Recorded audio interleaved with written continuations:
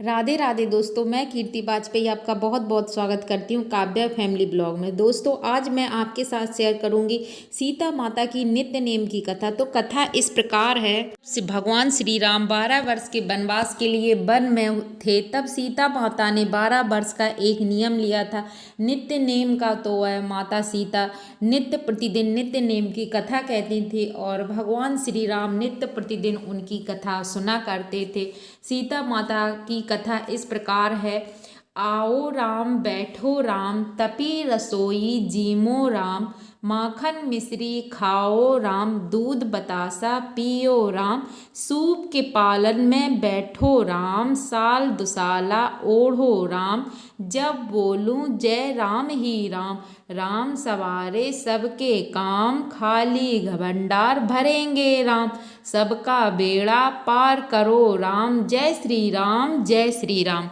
तो इस प्रकार सीता माता नित्य प्रतिदिन भगवान श्री राम को कथा सुनाती थी, कहानी, और प्रभु भी डेली प्रतिदिन सीता माता की कथा सुनते थे। एक दिन श्री राम को कोई काम था और लक्ष्मण और भगवान राम को कहीं बाहर जाना था। अब सीता माता ने कहा कि प्रभु आप बाहर जा रहे हैं तो मेरा नित्य का 12 बरस का नियम है टूट जाएगा, मेरी कथा मैं किसको सुनाऊंगी कहानी। भगवान श्री राम कहते हैं, हे सीते तुम अपनी कहानी आज कुएं के पार पर चली जाओ और वहाँ बहुत सी महिलाएं पानी भरने के लिए आती हैं, तो तुम उन्हीं को अपना नित्य नेम का जो कहानी है वह सुना देना। माता सीता कहती हैं, प्रभु आपने बहुत अच्छी बात कही, मैं ऐसा ही करूँगी। अब सीता माता कुएं की पार पर जाकर बैठ। अब एक महिला आती है जल भरने के लिए, जिसकी साड़ी में सोने की जरी लगी हुई थी और वह सोने का कलश हाथ में लिए जल भरने के लिए आई थी। माता सीता ने कहा, बहन मेरी नित्य नियम की कथा सुन लो। वह महिला कहती है कि जितनी देर में मैं तुम्हारी कहानी सुनूंगी उतनी देर में मैं 4 घड़े पानी भर लूँगी। और इस तरह कहते हुए वह महिला जल भर के चली जाती है और माता सीता की कहानी नहीं सुनती है। जैसे ही वह घर पहुंचती है तो उसकी जो सोने की जरी हुई साड़ी थी पूरी फट जाती है और जो कलश सोने का था वह मिट्टी का कलश बन जाता है। अब उसकी सास पूछती है, बहू ये तूने क्या किया, किसका अभिशाप लेकर तू वापस आ गई है।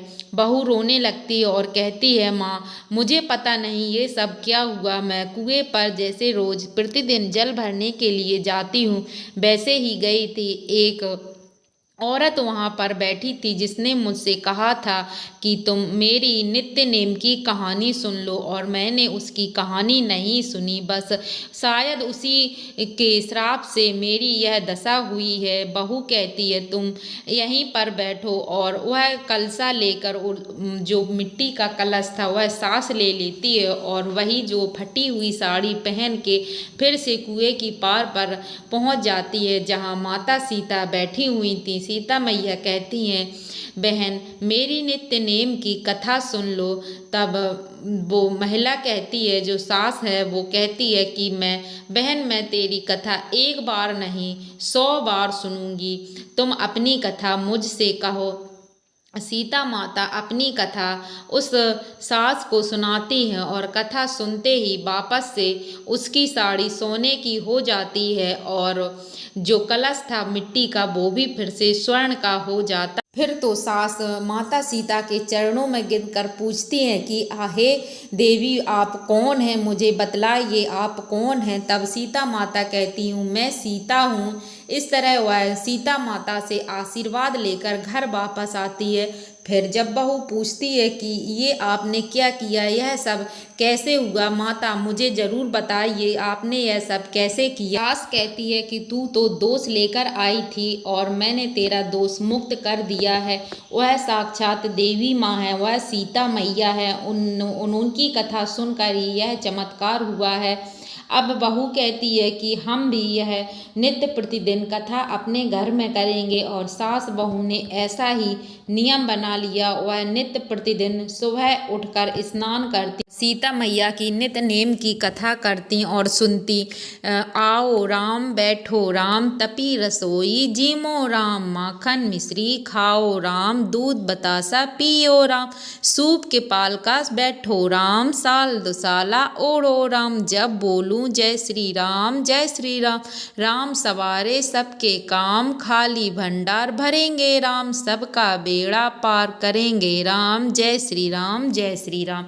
तो इस तरह से सास बहू यह कथा नित्य नेम की कथा कहानी कहने और सुनने लगी। उनकी देखा देखी पड़ोसन ने भी यह कहानी सुनी और वह भी यही कहानी कहने लगी। इस तरह से सीता मैया की कहानी कथा का प्रसार होने लगा और जो भी इस कथा को कहता सुनता नियम बनाता उसकी समस्त मनोकामना सीता मैया की कृपा से पूर्ण होती। जय श्री राम।